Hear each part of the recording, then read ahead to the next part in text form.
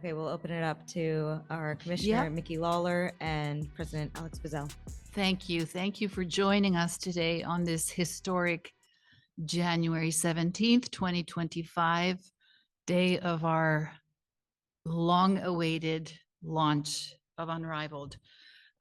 We have a tremendous amount of gratitude. We feel a tremendous amount of gratitude to our founders, Brianna Stewart, Nafisa Collier, Alex Bazzell, and Luke Cooper, to all of our staff who have been tremendous, to our investors, our brand partners, to our amazing fans who have been our fans without even having watched one game, and also to you guys, members of the media. Without you, we wouldn't be here today.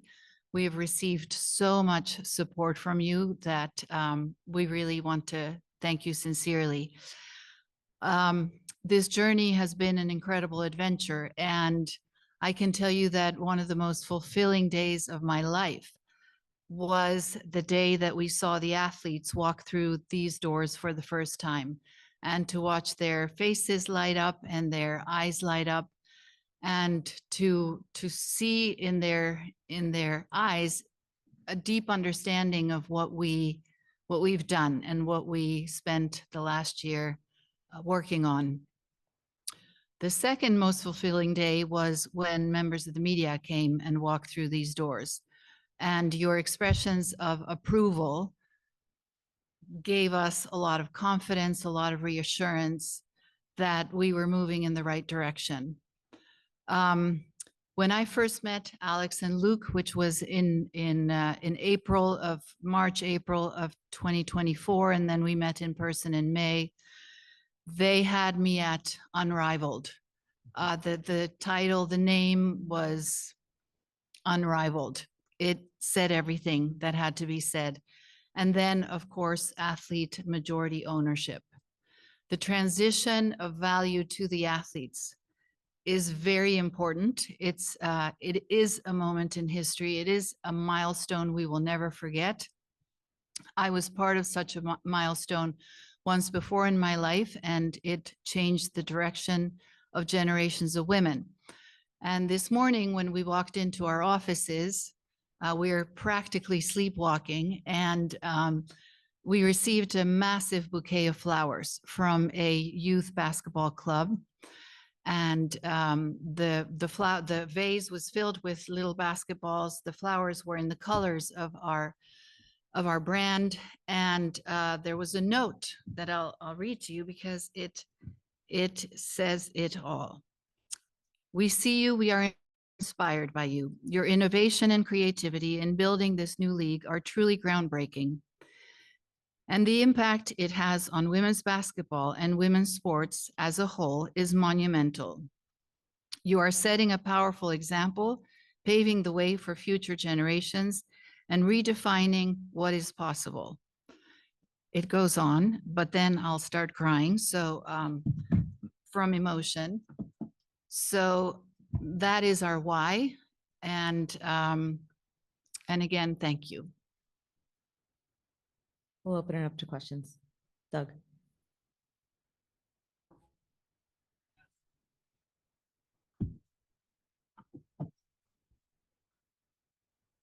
Now it's here. So I'll probably take it in before the game once the ball goes up. Basketball and focus on that. You guys don't have the game to play tonight. What does it feel like to be in this moment? Build up out to you to start, obviously. You know that tonight's when you feel as you're watching. I think there's going to be an incredible feeling of pride and probably quite a bit of relief. It's taken countless hours and Zoom calls and meetings and pitches and decks and conversations of a lot of no's to get here, right? Like that's what people don't see. They see the finished product. They see the momentum. They see the brands. They see the TV. They see the athletes. But in order to do something that's hard, it's very hard to do. So I think we're very proud of where we are today and the fact that now we're to basketball. And now it is even more so. You're going to see the best athletes in the world and what we feel like could be the best product in women's sports. And I would say that if we don't have a game, but we have carried and continue to carry on our shoulders the risk that the athletes took, the risk that our investors took, that our brand partners took, that you've taken. In our gut, we have always known that this was the right direction. Luke and Alex and Fee and Stewie have been working on this for 2 years. But when I first heard the presentation, I knew in my gut. I've been in this space for 4 decades, and I thought this is incredible. But from there to execution, and from there to taking on all of the support is wonderful, but it comes with a huge sense of responsibility. Every member of our staff that has put in 16-hour days, 7 days a week, weeks at a time, holidays are out the window, birthdays are out the window. We are focused on, we need to deliver this. We're like Christopher Columbus landing on American shores, thinking it's India. We at least have a better compass, but it's I think our game looks and feels differently, but it's nevertheless a very important game. Cream. Up in the past where you said, you first talked about this, you were sitting at the hotel in LA.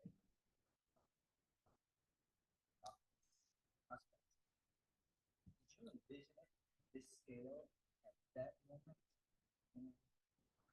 And what, as you guys went down this journey, it kind of expands what's it like to have something. Yeah, well, I think if you want to do something that most people think is a little bit insane, you have to probably be a little bit insane. So I think there's a bit of, yeah, we could do this. And, I think the thing that we always talk about in our house is if there's a problem, then what are we going to do to fix it? Right? It's one thing to address and say there is a problem, but to sit there and just complain about it, that's not very productive. So for us, it was about that. And, your question on, did we anticipate maybe it getting to this level this quickly? We weren't focused on maybe some of the results that the rest of the world is focused on, whether it's the amount of brand partners or just how quickly we could get a television deal. I think it was more about how do we create necessary change for the athletes? And then knowing that, if you build it correctly, everything else will fall into place accordingly. So it was always about, we talk all the time in our office, the North Star is the athlete. Every decision that we make has to be built for them. And one thing we always talk about is whether it's content, partners, distribution, is this something the athletes would be proud of? And I think that because we've made decisions with that focus, it's allowed us to probably do a lot of things much differently and in a way that the athletes are proud of and they're going to share and amplify. Ben.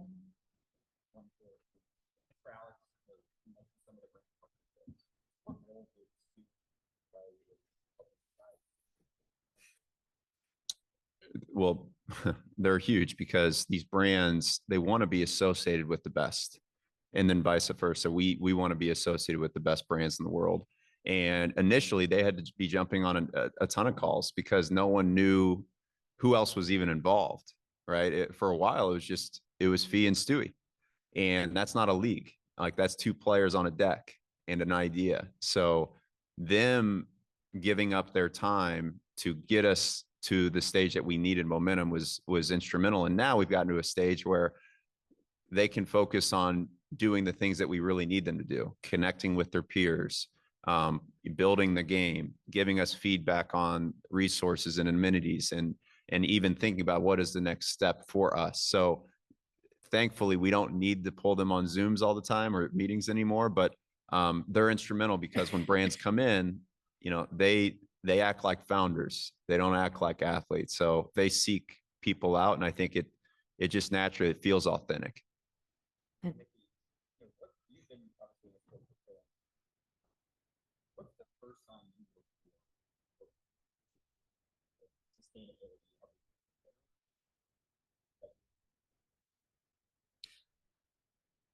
Does the idea make sense?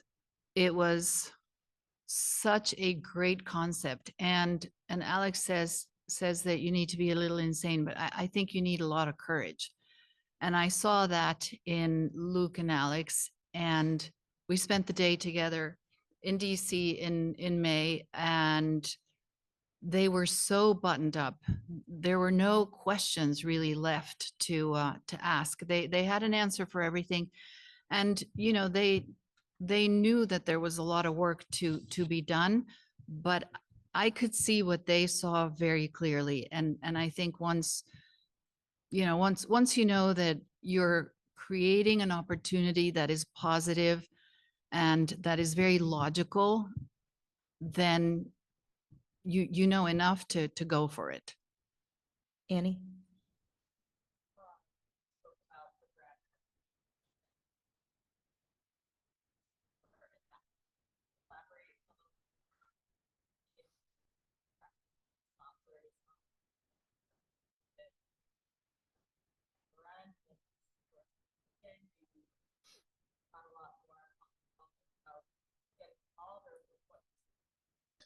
Yeah, good question. Well, initially it was about you're pitching a vision and you need Brianna and Nafisa to be in on that pitch. You need the first domino to fall.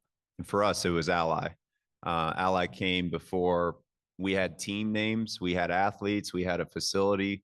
We didn't even have all the money raised that we needed to, right, in order to really run the league. So the courage that they took and their pledge of 50-50, I think they stood up right away and said, this is exactly what our brand ethos is.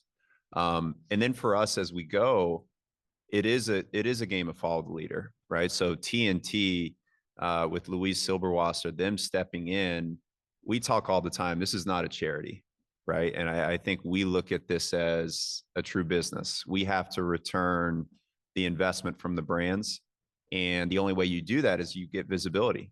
So to be a league in which every single game of ours is played on national television here domestically is everything. And it allowed those dominoes to fall with the rest of the brand partners very, very quickly. Even today, we have new people trying to rush in. And now we're getting to a point is you have to be selective.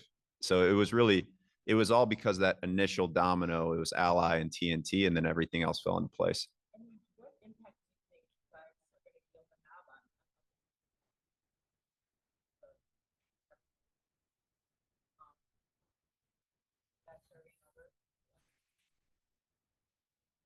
Yes, I do. I do. And it's an interesting question.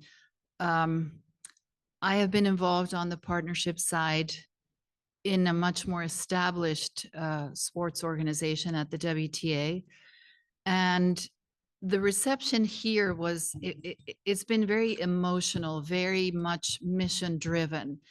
Everybody wanted to jump on this, on this really great idea. And it was a calculated risk, but we already had a team of such credible investors that helped us, not only Fee and Stewie, but also the level of investors, iconic athletes that were part of this. So I think that helped us a lot. And brands have they've got a massive opportunity since the advent of social media and a direct relationship with consumers, but it's also a challenge because, in the old days, you used to buy ad space on a television network, and now you need a really diverse marketing mix that moves the needle. And by aligning with a league like ours, where the athletes have a real reason to get behind the parallel movement of the brand, it works.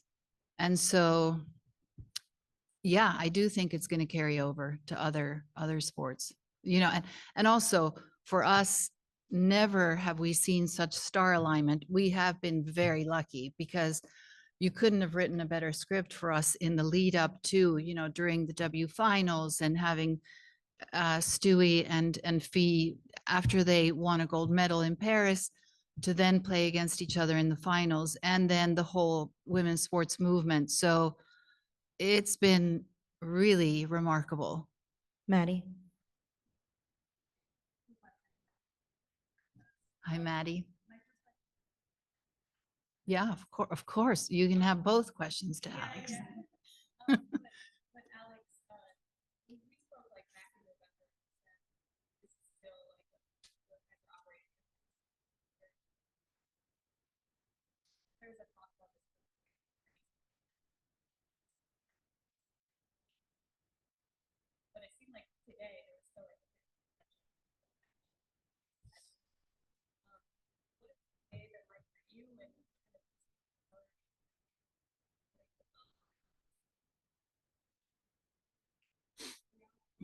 Yeah. It's been exciting. I think we do have a startup mentality. You know, we have roles, we have titles like any organization, but we also know that we have to help each other in certain areas. You know, like we're we're probably most proud is you notice we didn't really cut corners. And I think that's what you're alluding to, specifically with the athletes and their resources that we're putting in place for them. You know, we hear all the time this tone of surprise, if you will. And I think it really is in a way that is probably a little bit unfair to what the potential is to these athletes. Like these are the best athletes in the world. People talk all the time about, you know, the historic, you know, our thing is the historic salaries in our league. And I look at that as we have a long way to go. Collectively, women's sports, we have a long way to go. You know, Annie's question is, will this carry over to other leagues? I think what I'm most proud of is, and Nafisa mentioned this yesterday, is there's a ripple effect you're already seeing take place. And we are, by doing what we're doing, I hope we're forcing others to understand that this is not just the exception, this is now the standard. And I think we want to continue to be on offense and be the standard moving forward.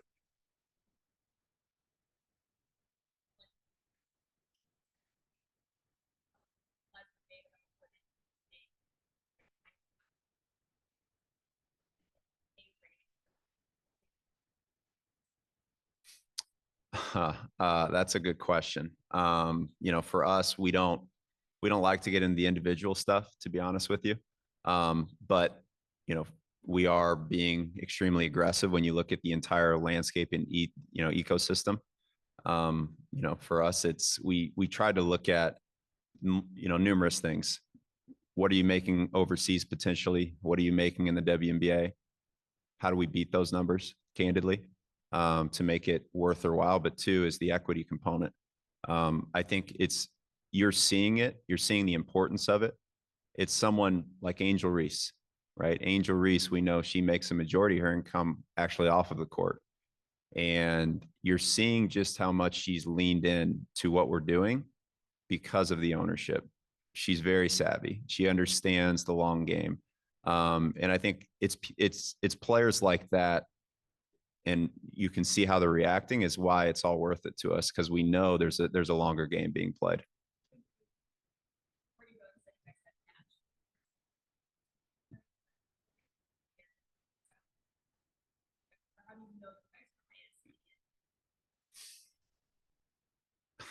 How do we know is because we talk to all these players and their agents, and we know that, you know, traditionally what other leagues have been paying, because, you know, I live with one of the best players in the world. So we're always aware of what, you know, some of our counterparts are paying. And quite frankly, we're looking at leagues and other, you know, and other women's sports as well. Like this isn't just a basketball thing. So, you know, how do we know? We know.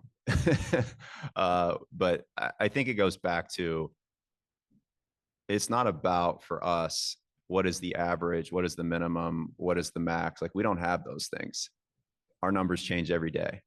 You know, we talk all the time about how do we put more money into the players' pockets. It's cash, it's equity, it's resources, it's training, it's a chef, it's an esthetician, it's childcare. We've always tried to be progressive with other ways to put that money into their pockets. So it's not as simple of a question as what is your average salary, because we don't have a CBA, right? That average will change every single day, and we hope it's going to change, obviously, in a very aggressive way. Kendra.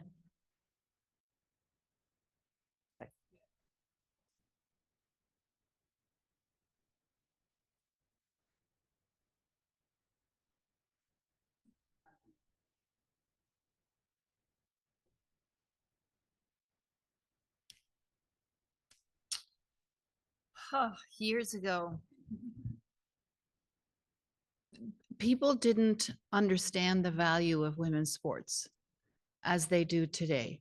So convincing people of this value and convincing people of the opportunity of the female economy, I've spent almost 40 years in that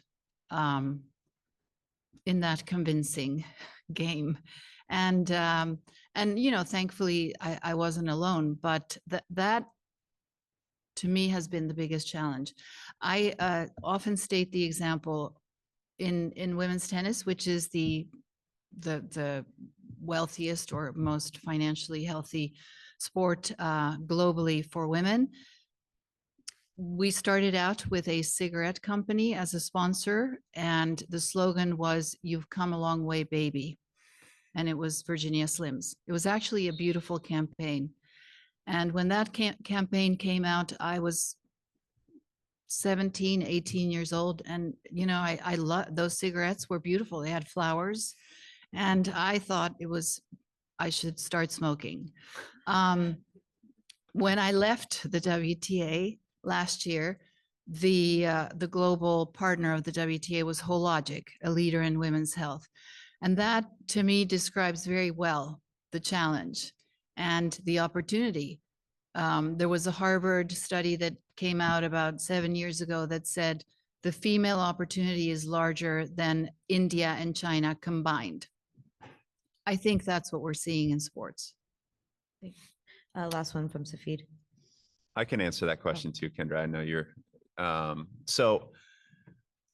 you know, the challenge I think is just getting the ball rolling. You know, listen, I think at the start it was Fee and her husband who trained in, you know, basketball players. How can they build a league? Like, we're very aware. And I think it's allowed us to have this chip on our shoulder of, well, if we're not going to do it, who's going to do it? So I think what I hope it does is it encourages people that you don't have to be put into a box because of what you used to do or what you're doing now and what the potential is of your future. And it's really because of Stewie and Fee getting on the call and convincing their peers that the time is now, right? Because you do have important movements taking place. You do have really instrumental opportunities. And coming from the NBA side, you see more than ever, the players have the power. And if they band together, that power is going to be immense. And I think you're going to continue to see that play out for a very positive way for the entire ecosystem to really get flipped on its head. And I think it was the initial yes, and then the next yes, which all came from the players. Safid, last question.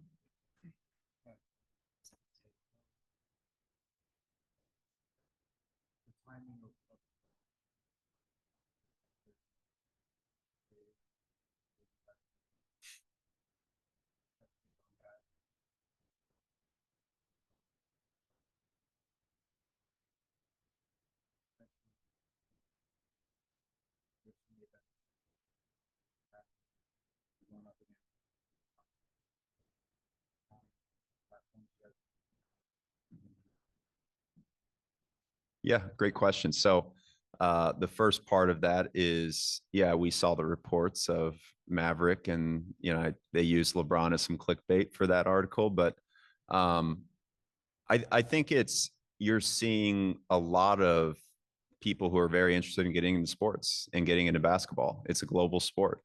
You know, we talk all the time that we have players who are now domestic stars, and we have the obligation into turning them into global stars. And so for us, it's not surprising. But the NBA is a well-oiled machine, and I think they're fine. And then your second question was repeat that again. Fighting for eyes. Yeah, we just kind of been focused on us. I think our engagement of social and everything we've done has been, you know, through the roof for us. You know, we talk with the TNT crew and the WBD guys all the time into what does success look like for us. We aren't expecting WNBA viewership numbers, right? I think what we're trying to do is get better from week to week, put out a great product, focus on the athletes. When we do that, I think good things are happening. It goes back to the question about brand partners or any partners for that matter. So I think the product will take care of itself.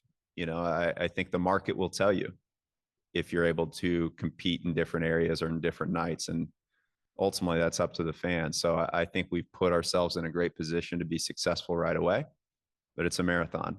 You know, we're not running out there from day one trying to get millions of viewers out of the gate. It would be tremendous, but we're going to be here for a little while. So we have some time to build this and get some momentum rolling.